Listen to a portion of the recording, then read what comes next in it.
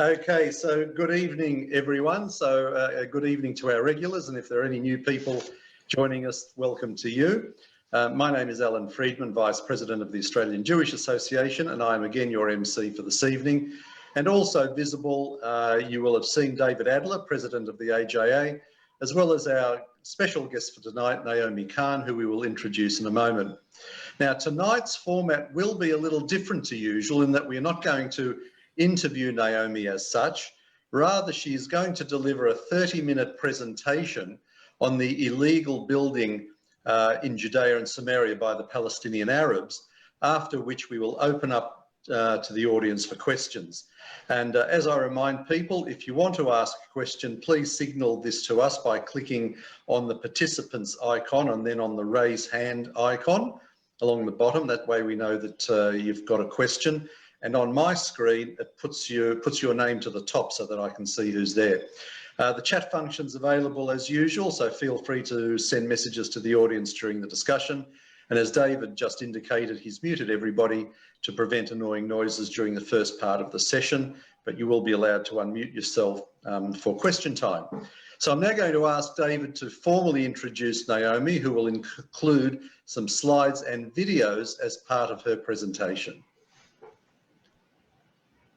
Okay, well, I'm not going to provide much of an introduction tonight because the real introduction is when Naomi presents the work that Regavim does. I want to just say that I had an opportunity to do a tour with a representative of Regavim through Judea and Samaria. It's a really impactful experience. It opens your eyes, it's highly educational, and I hope that in the not too distant future we'll be able to bring another AJA group to Israel. And Naomi, let me warn you that well, we lost you. If that succeeds, we'll you didn't tell us what you were going to warn us about, David. You just lost your audio for a moment. Yep. Okay, we'll have a group of Australians for Regavim to show around in real life some of the things we're about to see. So Naomi, straight away over to you, and we look forward to the demonstration of the important work of Regavim. Thank you so much. Thank you for having me. I apologize in advance for my accent, which is originally American, but I like to tell people I've been in Israel for more than half my life, and the percentages keep getting better. I hope they continue to improve for a very long time. But it's still pretty much American English. So I'll do the best I can, but no promises. So I'd like to thank you for the invitation. It's a real pleasure and an honor to be able to address the Australian Jewish community, because it's not something that we would be able to do any other way this year. And it's not something, unfortunately, that Regavim has been able to do effectively up till now. We very much are interested in, as we discussed before the chat went live, in arming Zionists all over the world with facts, with information, so that they can understand the news when they read it and can help us combat the false narratives that are essentially casting Israel in a very, very poor light and affecting our ability to build a more secure future for the state of Israel. So I'm going to share my screen so that you can see a few slides that I've put together. I'll begin by telling you a little bit about Regavim itself, and hopefully that will, hopefully that move into the material itself. So Regavim is an Israeli non-government organization, in other words, a non-profit that is dedicated to protecting Israel's land resources.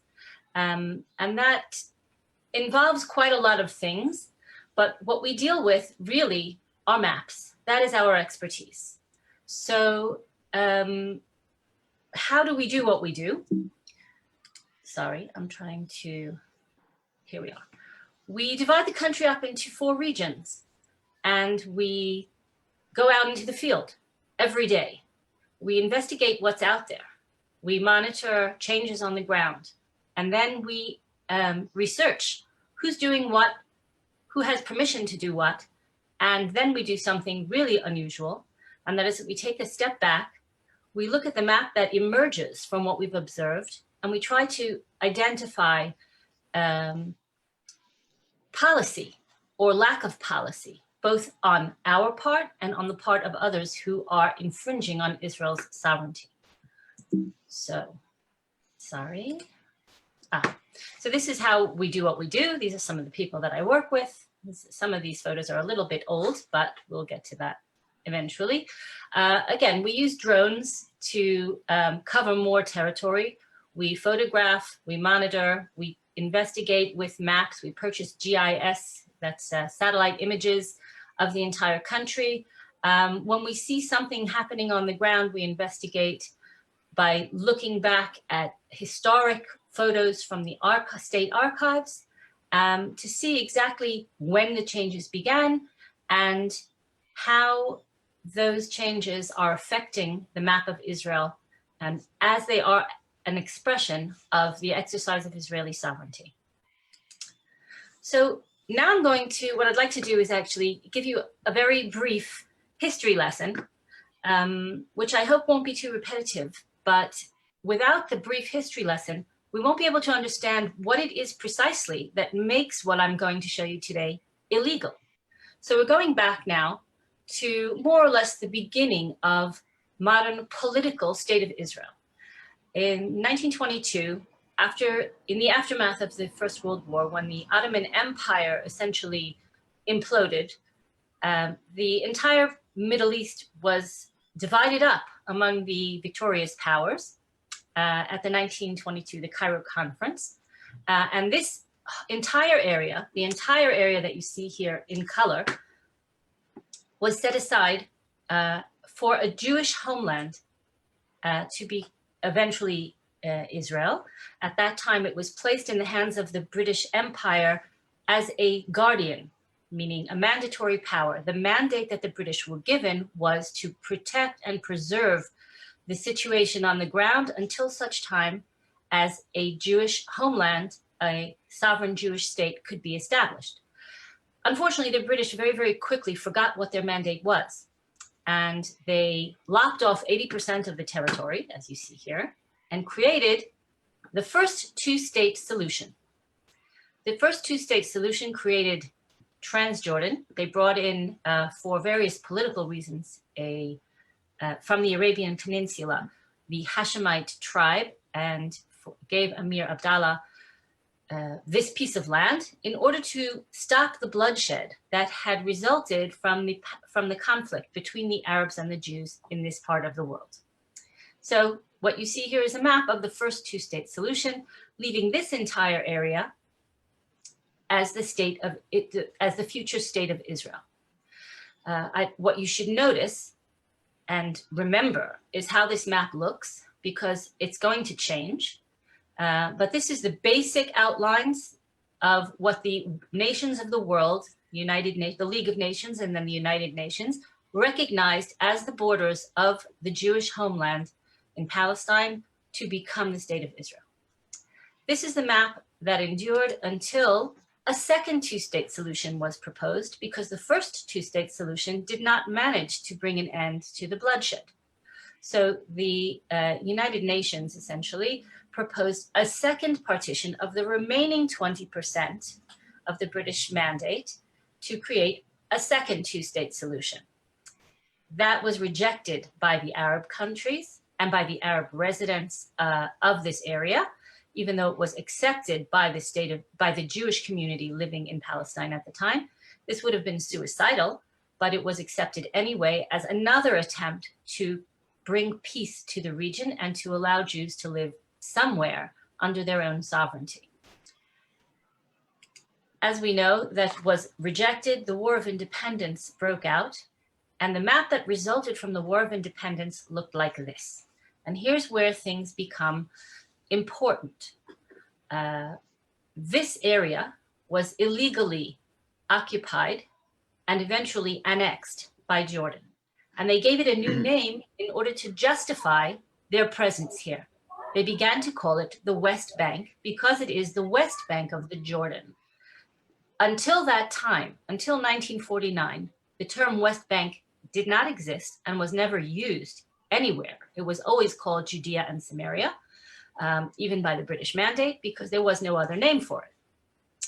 The annexation, the occupation and annexation of this area was completely rejected by the nations of the world. This was rejected as well by the Arab League and all the Arab countries in the area. All of them condemned Jordan for occupying and annexing this area. But they were there, and they were there for 19 years until the next war broke out. Now, several things that you have to remember are, number one, this annexation was illegal because it was the result of an act of hostility. Jordan and the other Arab countries attacked Israel. And according to international law, territory taken when you are the aggressor is you may not occupy or annex it. That's number one. And number two, their sovereignty was never recognized there. This was always meant to be part of the sovereign state of Israel. So the only two countries in the world that recognized Jordan's presence there as legal were the United Kingdom and Pakistan. So all other countries still firmly believed that the original contours of the state of Israel set aside by the San Remo Conference and later in 1922 should include this as part of sovereign Israel. But that was the situation for 19 years. In 1967, as a result of a war of self-defense, Israel liberated these territories and brought them back under Israeli rule as they had always been intended from the original establishment of the Jewish homeland by the international community. We began once again to call these areas Judea and Samaria, as they always had been. The international community continues to call them West Bank, and I urge you, if you have any commitment to historic truth, not to use this term, West Bank, because that automatically identifies this area as part of Jordan, which is the East Bank. So Judea and Samaria once again rejoined sovereign Israel, but they didn't. The state of Israel at the time was, let's say it was surprised, it was shocked, it was frightened by its own success and its liberation of the territory that is essentially the historic and biblical heartland of Israel and always has been. So Israel at the time decided to temporarily leave these areas in limbo and now began to consider them contested territory, not occupied territory, because you cannot actually occupy territory that originally had been yours. You cannot actually be considered an occupier of territory that you have liberated in a war of self-defense. So technically, under international law, Israel cannot be considered an occupying power. So it began to call these contested areas and voluntarily agreed to treat the non-Jewish population of these areas as residents of contested territory and apply certain elements of the Geneva Conventions to them, rather than extending Israeli law to these areas. The state of Israel at the time said this would be a temporary arrangement until such time as the final political status of both the territory and the people living in it could be resolved to everyone's satisfaction. And this temporary situation has continued to this very day. That is what the sovereignty debate that you'll read about in the newspaper is about. That is also the very basis for all the claims by certain people and organizations and countries and governments and anti-Israel organizations.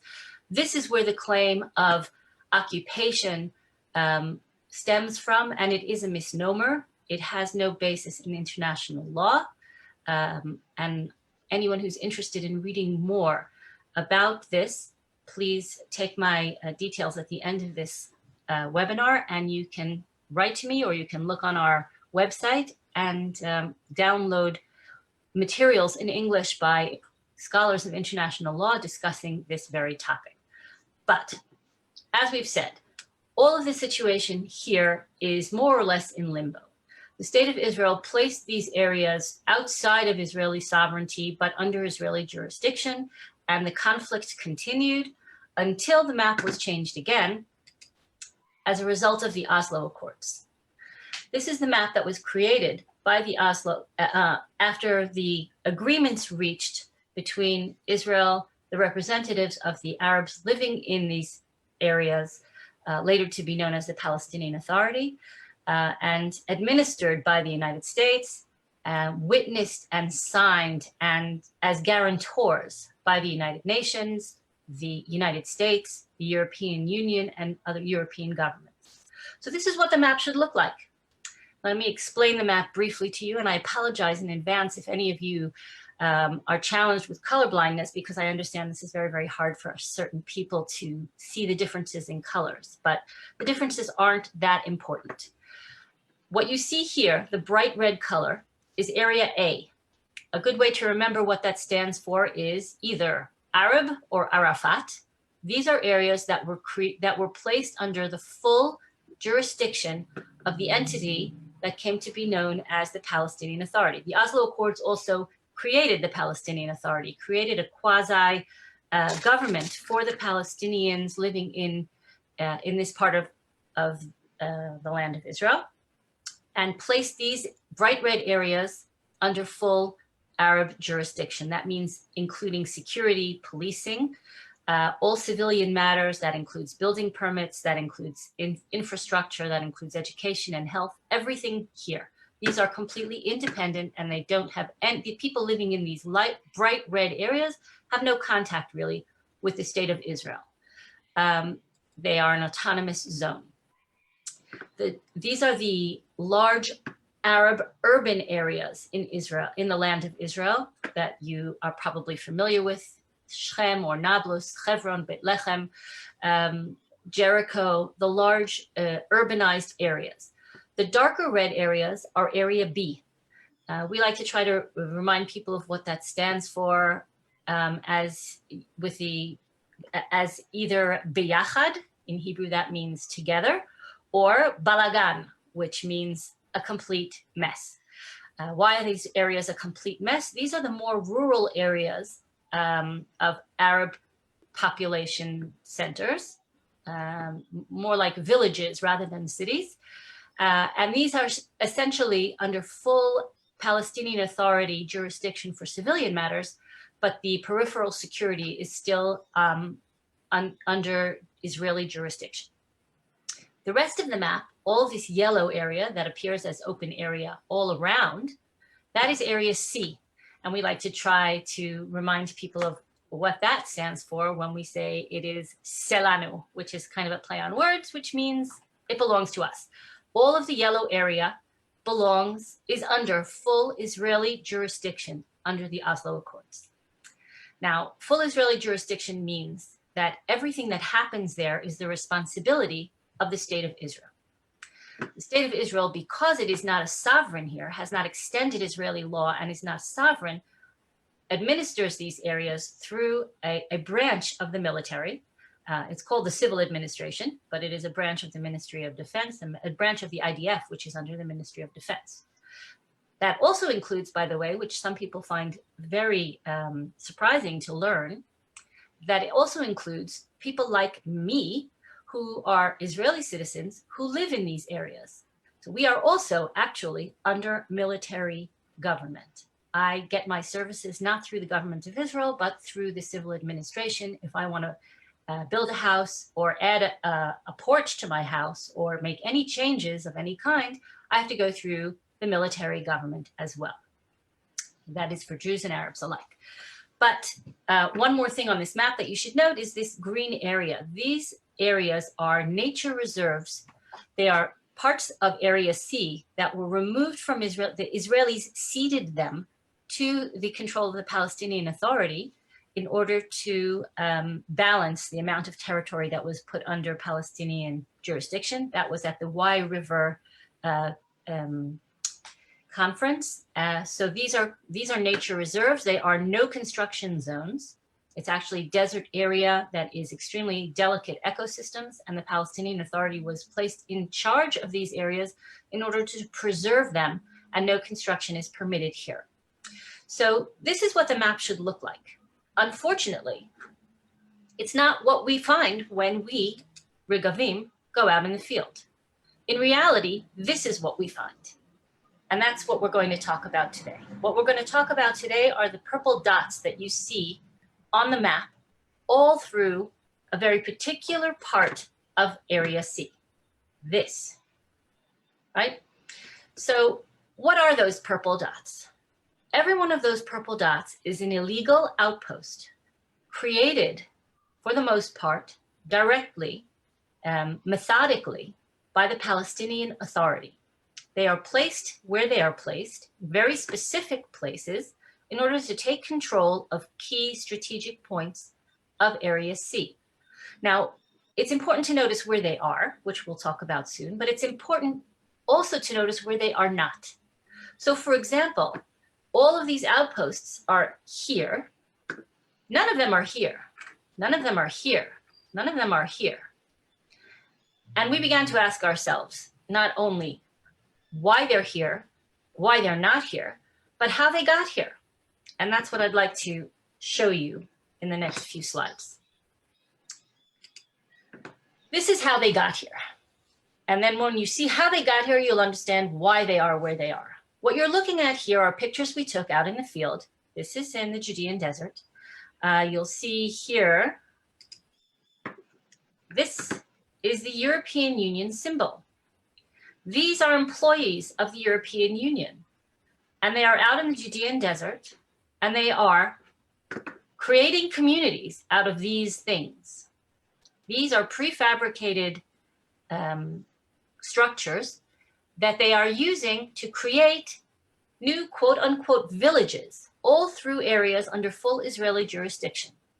They are creating these villages without any permits, which is a violation of the law. They are creating them in areas that are strategically placed in order to create this, which is the backbone for territorial contiguity for the future Palestinian state. This kind of activity began in around 2009 when the president of the Palestinian Authority, Salam Fayyad, unveiled a plan for the creation of the Palestinian state in Area C. And what we see out on the ground are thousands of these structures, as you see them here, proudly bearing the European Union symbol in order to create some sort of diplomatic protection for this illegal activity. And we have pictures, documentation, and we've mapped out thousands of these outposts. Many of these places, 80% of the structures bear the EU symbol, meaning these villages, quote unquote villages, would not exist if the European Union didn't make them exist. So 80% of the structures in this outpost, for example, and I'll show you on an aerial view in a moment where exactly this is, and you'll be quite shocked, but 80% of the structures were put there by the European Union. You can see them like this. They all look the same. The interesting thing is that they're completely unsuitable for the climate and the terrain in which they're placed. So the Bedouin who are living here often keep their livestock inside these homes that were provided for them by the EU, and they continue to live in tents. But that's, this is how we mapped them all out. We went from one purple dot to the next. We created the purple dots, really. We put them out on the map. Anywhere where we saw a new outpost out in the field, we marked them, and then we investigated the structures themselves that are making up these outposts. The green dots that you see were places that we identified, and this is going back a few years ago already when we first began to take these issues to court. These are the places where we identified massive European Union involvement. You can see that these green dots also have a pattern. They are clustered, they're clustered around Jerusalem, creating a stranglehold around Jerusalem and trying to block access to Jerusalem from everywhere else in Area C, Judea and Samaria. They also create this column here. But one thing that you have to keep in mind also is this area is Jordan. So the creation of the Palestinian state here that they're trying to build would be more destabilizing for Jordan than it is possibly for Israel, although it wouldn't do us any good. It would essentially erase Jordan from the map. 80% of the people living in Jordan self-identify as Palestinian, which makes sense since Jordan was created as the Palestinian Arab homeland in that first two-state solution we discussed. So this is what we were looking at out in the field, and we began to investigate how these new outposts were being created. I can show you here just a bird's eye view as I continue to speak. This is imagery taken by our drone. Just to give you an idea, what you see here is the edge of AlAhmar. And we began to travel along Route 1, the main highway leading to Jerusalem, and to document the creation of these outposts. So you'll see this is the highway, and they start from here and they move all the way through the open spaces in the territory, essentially creating facts on the ground right under the nose of the civil administration, the Israeli government, the IDF, which is theoretically the strongest army in the world, et cetera, and no one's done a thing about it. So we began to do something about it. We began to take these things to court. This is another aerial view along Route 437, which is essentially the most ancient and most important artery that travels through the heartland of Israel, Route 60, which serves all of the Jewish communities, and it served our forefathers, starting with Abraham. This is the route that travels through Judea and Samaria, and you can see all of this illegal activity all over the place. Notice these corrugated roofs and notice all of these identical structures. This is what these purple dots on the map look like, and they are completely changing the map of Judea and Samaria.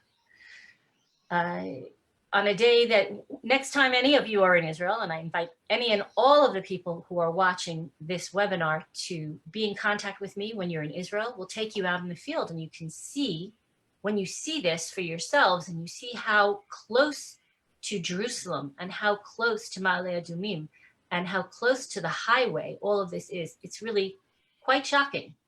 So the state of Israel has allowed this for far too long because it did not want to go head to head with the European Union, and all of those EU stickers on the sides of these structures have actually done precisely what they were meant to do, which is to create a certain diplomatic immunity for illegal activity that is creating the Palestinian state in Area C. So we'll just carry on. This is exactly how the pattern that we have monitored and documented hundreds of times throughout Area C, throughout Judea and Samaria. What you see here looks very innocuous. It's a water tanker. And this is the first stage to creating an illegal outpost. All of the purple dots that you saw on the map are outposts that are manned, I would say. They are populated with Bedouin who always were nomadic in this part of the world. The reason that they move from place to place is to seek new sources of water as the seasons change. So the Palestinian Authority declared publicly in 2009, when they launched the Fayyad plan for the creation of a Palestinian state in Area C, they announced that the Bedouin would be the foot soldiers of Palestinian independence. And how do you manipulate a nomadic Bedouin population?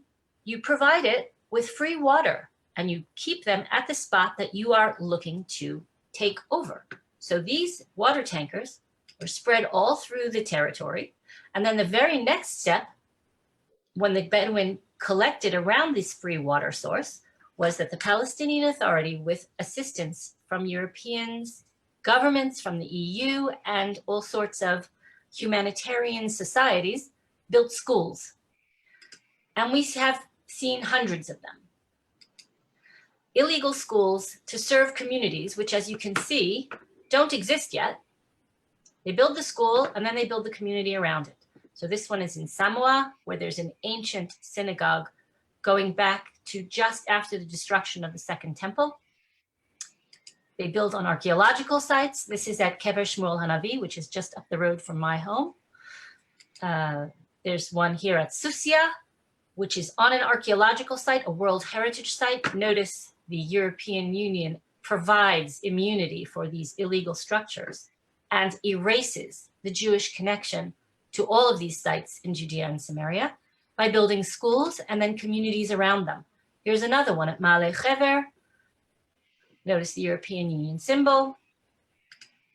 We've documented hundreds of these things. This one is at the Herodian.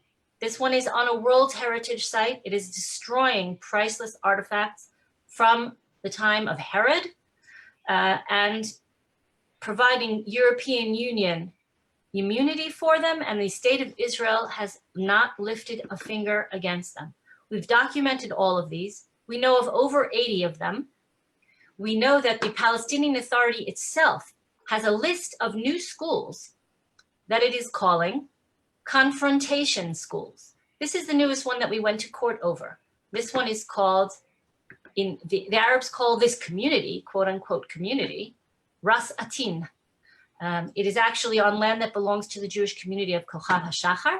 We'll give you a bird's eye view of this community that this new school is serving. You tell me, do the children here who have a school in Area B 4 kilometers away really need this school building? Or is this school building actually a politically motivated place marker to help the Palestinian Authority take control of the empty space just outside Area B, in Area C, in order to choke the Jewish community of Kochav HaShachar? So we've taken this one to court. We actually went to court when the building looked like this, even before. I'll show you in the next clip. But we found this pattern over and over. We actually documented 88 cases of these types of schools. They come at the end of August and practically overnight lay the foundations. Within a week, you have a school building. And I'll show you a very short clip that we put up on Facebook. That is me. Not a great picture. Shalom. We're in the heart of Area C in Judea and Samaria. And what you see here behind me is a new illegal school building.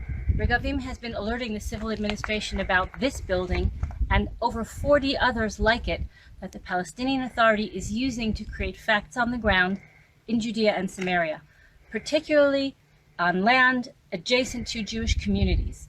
Here we're right near Kochav HaShachar, on land that has never been officially regulated by the State of Israel. And the Palestinian Authority has jumped right in many of these types of areas, creating facts, creating communities by anchoring them with illegal school buildings.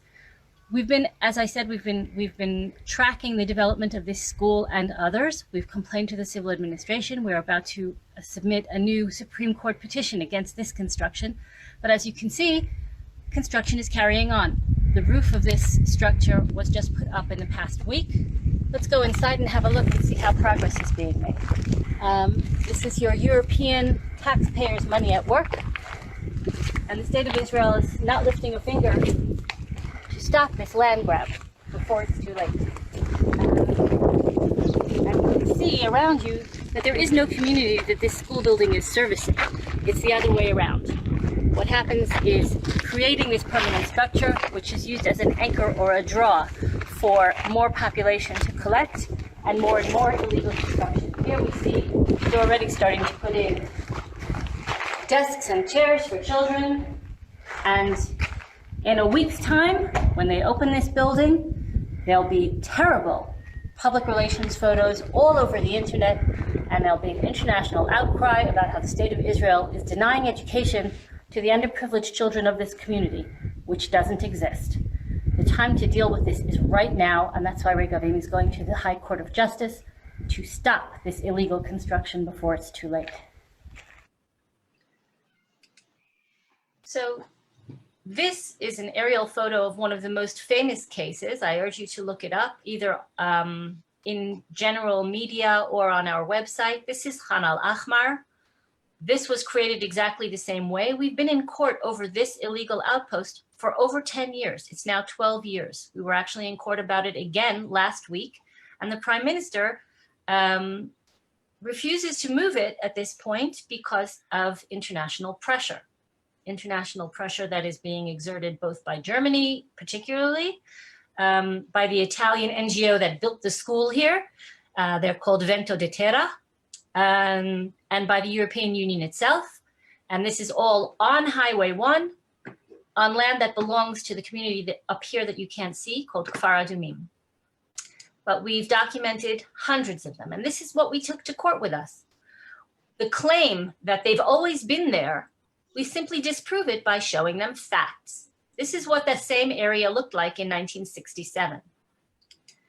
This is what it looked like in 1980. This is what it looked like in 1999. As you can see, the claim that they've always been there and that they were there before Kfar Adumim existed and that we are trying to remove them from their land is completely non-factual. We began to note when it started, and look at what it looked like in 2003. The thing is that once the Palestinian Authority announced its plan to create a Palestinian state in Area C, permanent structures began to show up and became more and more and more developed. You'll also notice this is a map created not by us, but by Bimcom, who are arguing to leave the Bedouin there. But what you see on the map is that they've created in the same area at least 5 other AlAhmars the exact same way. So this is what we try to document and fight through every legal means. What you see here is the United Nations actually delivering supplies to this illegal outpost. These are UN trucks. And so it goes. This is an area that was created by the state of Israel on state land to relocate the Arabs who are squatting at AlAhmar, but they are being forced by the Palestinian Authority and the European Union to stay in the shacks on the side of the road rather than move into fully developed residential plots that Israel has provided for them at a huge expense, complete with electricity, running water, sewage, a school, a health clinic, roads, access, etc., just outside of the Arab population center of Abu Dis.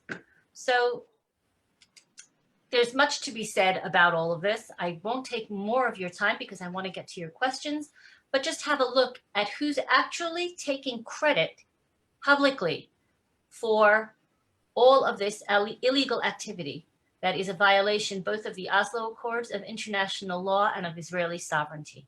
You have pretty much every European country jumping into the game. You have Belgium, you have France, you have Sweden, you have Ireland, you have this one, by the way, is Abu Dhabi, but we'll talk about that another day. And you have the European Union itself. They are creating the Palestinian state right under our noses. This is another area. I don't know that we have time for this one, so I'm going to just run through it as I speak. This is on an IDF firing zone, an active training ground, just on the back fence of the Jewish community of Carmel. These photos were taken 4 years ago. Since then, the number of illegal structures has more than doubled. Here, the United Kingdom has spent tens of thousands of euros in the last few months to create new roads. But you'll notice that these aren't little shacks. These aren't corrugated prefabs. These are all large, permanent, palatial residences, schools, mosques, public buildings, all built on state land on an IDF training ground. And the state of Israel has done nothing. The IDF keeps pulling further and further back in order not to harm civilians who are living there, but they're being encouraged by the Palestinian Authority to move there. This is what we do. We map out exactly who's doing what with the territory. We note how much area is actually being taken up by illegal construction. And I'm going to leave you with this thought. What you see here is a recent map that we did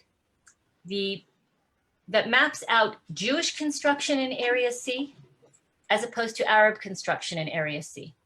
And I just want to leave you with this parting message. Jewish construction, Israeli communities, outposts, legal, illegal, recognized, unrecognized, all of it, all together, takes up less than 1% of the area of Judea and Samaria. It takes up even less than 2% of Area C.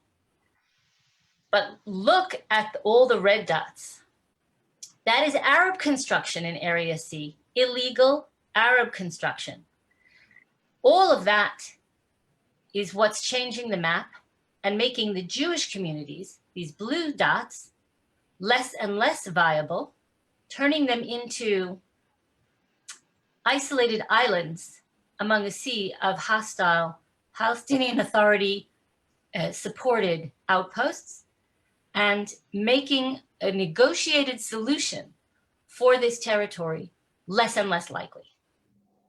So I encourage you, there's much more to say about all of this, but today we don't have the time. So there's more material on all of this, either on our website, on our Facebook page. We're also active on Twitter. I encourage you to look at the materials, and I'm happy to respond to any specific queries. I'd love to take any and all of you out to the field so you can see all of this for yourselves and understand exactly how we do what we do and why we do it. And I hope that I'll be able to send you updates of successes that we've had. We do have some. We fight this constantly, 24/7, more or less. We've been doing it for 14 years, and we've got a lot of work ahead of us. We encourage you to join the fight any way you can. Follow us on Facebook and share our messages, support our activities if you can. But that is my presentation for today. And now I'd love to take your questions. Okay, thank you, Naomi. It's look, I think a lot of us were probably aware of what you're describing, but to see the pictures makes it much more dramatic. Okay, so we've got some questions lined up. I've got Ron, Reuven, Terry, Yael, and Leon. So Ron, you're first. So please unmute yourself and ask your question. I'll unmute Ron, but let me just say unusually that I want to vouch for Regavim. I've been to their office, I've held their drones, I've had a look at their maps, I've been on a field trip, and it's something that you should definitely do next trip to Israel. Definitely. Okay, Ron, far away. Hi, Naomi, thank you for your very, very good but very disturbing presentation. Do you think that Israel is appeasing the European Union because of its dependence on Europe as its main trading partner? And the second thing I would like to ask you is it not possible to actually impound European Union vehicles and equipment and trucks and those things as an interim measure? In other words, just impound the means to build. So thank you. Those are both very, very good questions. The first one is about why the state of Israel has been so hesitant to actually exercise its sovereignty and to enforce the law. I don't think it has to do with economics in this case. Very, very often, you know, people say follow the money. In this case, it's really a question of political leverage rather than economic leverage. I believe that our trade and what we have to offer the world won't change. I don't think boycotts have proven themselves an effective tool, and I don't think that it would be in anyone's interest. I don't think the Europeans can even afford at this point not to trade with Israel heavily. We have a lot to offer that the world really needs. I'll give you the example of South Africa, where at a certain point, Cape Town decided they didn't want to use Israeli technology and then essentially pretty much killed themselves off because they had such a crushing water crisis. And eventually they decided that they would accept Israeli help, Israeli technology, Israeli materials, and saved Cape Town from complete devastation. So I think it's a political issue, and that makes it even, to my mind, much more infuriating, because I firmly believe that if Israel would stand up for itself and behave like a sovereign nation and behave like a sovereign government, it would get the respect of other countries, rather than once you show that you're willing to duck your head and back yourself into a corner, you've done it to yourself. Stand up for your rights. That's why we have a government. It's why we have a country, and we expect our government to protect our interests. The second question about whether or not the state of Israel can and should, or whether it does, impound the equipment and machinery. Yes, it does. It has impounded some of the machinery. It does it often. That is one of the first things that we call for when we see illegal activity in real time out on the ground, and we see it every single day. We call the authorities, we call the civil administration, we call the army, we call the closest municipality, and we expect them to come and to immediately impound tractors that are working, diggers that are working, and take whatever materials. And they do sometimes. They can't be everywhere, and they are far more hesitant than they should be. Sometimes they actually even auction them off afterwards. They sell them. But the European governments are now, there's a coalition of 8 European governments that are heavily involved in this illegal activity, that are actually suing the state of Israel for damages for having the audacity to pull down illegal structures that they funded and to impound their machinery. So it's a legal battle. You can see it in the newspapers all the time. Belgium is at the forefront of this. And it is appalling that they can do illegal construction, fund illegal activity, and then sue Israel for having taken action against this violation of the law. Okay, thank you. Reuven, your turn. Please unmute yourself. Naomi, thank you for your presentation, and I'll try to keep it short because I can speak a long time on this, but Yamina, Naftali Bennett and Ayelet Shaked, they want to make sovereignty of the whole thing, and then with this Trump's deal of the century, you know what, it's a step in the right direction. Can you comment on that? I cannot comment in terms of politics. I can tell you that we work very closely with whoever is in the government. We are very, very active. We work with legislators. We work to create policy. We worked very closely with Minister Shaked when she was Minister of Justice, and with Naftali Bennett when he was Minister of Defense. They actually made a lot of progress on issues that we have been lobbying for and involved in for a decade. For example, registry of ownership of land in Jerusalem itself has begun simply because Ayelet Shaked, as Justice Minister, began that process. We're hoping that that process will be resumed everywhere throughout Judea and Samaria. It's a very, very important issue. That's a talk for another day. Minister of Defense Naftali Bennett, when he was Minister of Defense, actually finally adopted many of our recommendations and realigned the attitude of the IDF towards the illegal construction and agricultural projects that the Palestinian Authority is using to redraw the map of Area C. It is now considered the battle for Area C by the IDF, which is a very, very important change of attitude and change of approach. We encourage that, and we hope that it will continue. But that has resulted in a higher rate of demolitions of new illegal structures, but no one's touching all the existing illegal structures. And we've mapped out over 60,000 of them in Area C. So they're now at least taking action against new construction. We want that to go deeper. We want it to go to change the map back to what it should be. Thank you for your question. Okay, I'll take a couple of questions. Terry and Leon, if you don't mind, I'll take a couple of questions from people who don't normally get a chance to ask, and then I'll come back to you. So Yael and then Lily, please ask your question. So firstly, Yael, unmute yourself and ask your question. Oh, hi, Naomi. Thanks for your presentation. I was very disheartened, and it must be so disheartening for you as well to hear about your attempts, you know, via court cases and your frustration in the Supreme Court in Israel. at not having these issues addressed. So I was just wondering, given that you've mentioned that these are not just breaches of Israeli law, but they're breaches of international law, is there a possibility to take your case to an international court rather than taking it to the Israeli Supreme Court, where you don't seem to be getting a lot of mileage? So it's a bit more complex than that, because the people that we sue when we go to court, we don't sue the Europeans. We don't sue the Palestinians. We sue the government of Israel. We sue the government of Israel for failing to enforce its own laws. And that is something that has to be done here. And there are many reasons why we won't go to an international court.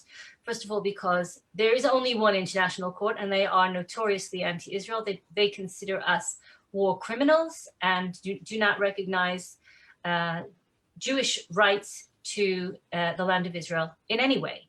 Not in Jerusalem, not in the Golan, and certainly not in Judea and Samaria.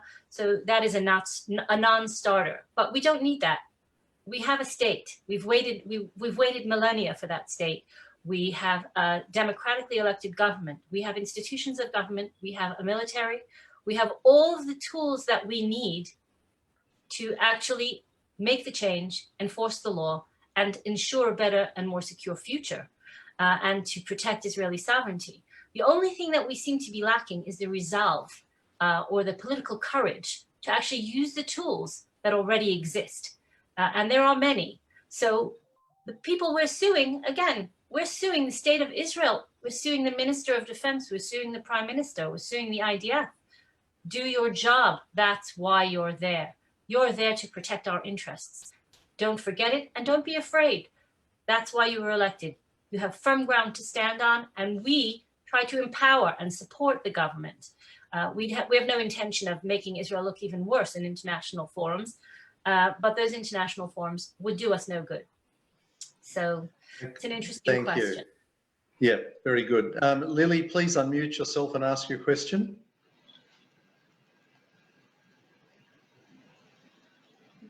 Lily, are you there? Yes, just learning how to use Zoom. My apologies. Thank you so much for your presentation. And I think, I like to think that I'm pretty up to date with stuff, but you've really opened my eyes. I had no idea the extent to which this was going on, and that you've been doing this for 14 years. Kol hakavod and toda rabah, really. And I'm sure there are many people like myself who would love to jump on and help. And so what you're doing is fabulous, wonderful, and perfect. And what I would like to suggest is something called humor, shame, and blame. And what I mean by that is, as it's a wonderful thing, but the level of interest of a person in most things is about 30 seconds, no more than that. So with all the things that you've got, with all the photographs you've got, with all the information you've got, there are organizations like Stand With Us or people who go into social media. So create 100 short little vignettes to name, shame, and blame with humor, and then get these organizations that are really fabulous on social media to be part of the campaign that puts out a new one every 4 or 5 days, and just get in people's faces, including the Israeli government. Lily, can we need to sort of keep them tight. So Naomi, what do you think about those comments? Is that something that sounds reasonable? Well, first of all, we work very closely with Stand With Us. We work with the International Legal Forum. We work with a whole host of Zionist organizations. We are also trying to be the people who are fabulous on social media. And I really would encourage you to have a look at our Facebook and Twitter feeds to see how much we are investing in that to get the message out. Please send me an email with further suggestions, and we can carry on this conversation one-on-one or in a future webinar. I'm happy to have any suggestions about how we can get our message across and share our information. Yeah, thank you. Look, we'll take Jeff. We'll take your question. So please unmute yourself, and then we'll go to Hugh and hopefully Terry and Leon. So Jeff, please unmute yourself. Okay. Yeah, if these are illegal constructions, why aren't they just bulldozed? Anybody could do it. Yeah. Correct. That's why we sue the government, because they're not doing it. Not anybody can do it. If you take the law into your own hands in the state of Israel, you will go to prison. Meaning if an individual goes and sees somebody doing something illegal and goes and stops them or pulls down certainly a structure that has an EU symbol on the side, they will find themselves in a heap of trouble, because you can't be a vigilante and you can't take the law in your own hands. That's why we have police. That's why we have military. That's why we have a government. What we are demanding is that the government actually do what it can do and what it should do and what it must do. So why isn't it being done? That's our question too. Okay. Hugh, please unmute yourself.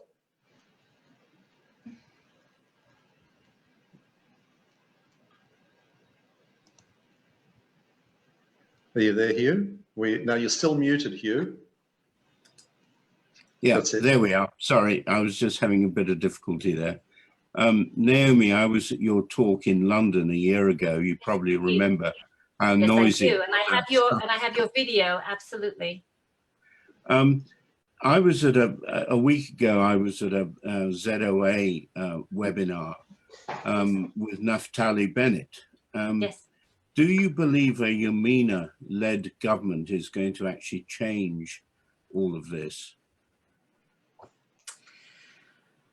I can't make a political statement. What I can say is that anyone, any elected prime minister, any coalition, any government of Israel has the power to change this as much as any other. What you need is resolve. The law exists, the legal tools exist, the military tools exist, everything else exists. What you have to do is have the resolve not to be afraid of international pressure and know how to handle that pressure. We hope that our activities will empower the government of Israel to do precisely that. So I assume whoever is elected our next prime minister and whatever coalition is formed, we will continue to encourage them to have the political will and the diplomatic strength to actually do what needs to be done before it's too late, before the facts on the ground become irreversible. Yeah. Okay, we're coming up to time. Terry and Leon, if you've got a 20-second question, let's have it. So Terry, if you can ask your question quickly. Yes, I just wonder, you spoke about the EU giving them diplomatic immunity. Is that in the sort of peripheral sense? Because I'm sure if Israel started building settlements for Jews in the middle of Brussels, they'd have something to say about it. So the diplomatic community is actually a lie. Diplomatic immunity does not give you free rein to do whatever you please. It does not allow you to break the law. It certainly doesn't allow you to break international treaties. So they're doing this in order to create some sort of pressure, which is more or less has no basis in fact or in law, which is why we attack it, because it has no basis.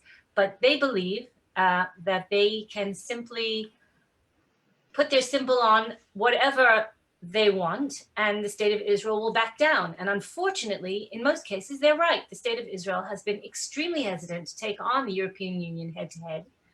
I believe that if the state of Israel, if the Israeli government felt that enough people around the world, voters in Australia, voters in the United States, voters throughout Europe, were to demand of their own elected officials to put an end to this, then the state of Israel would have a much easier time facing up to the pressure that the European Union is exerting and to their blatant support for the Palestinian Authority's violation of every agreement it has ever signed with the state of Israel.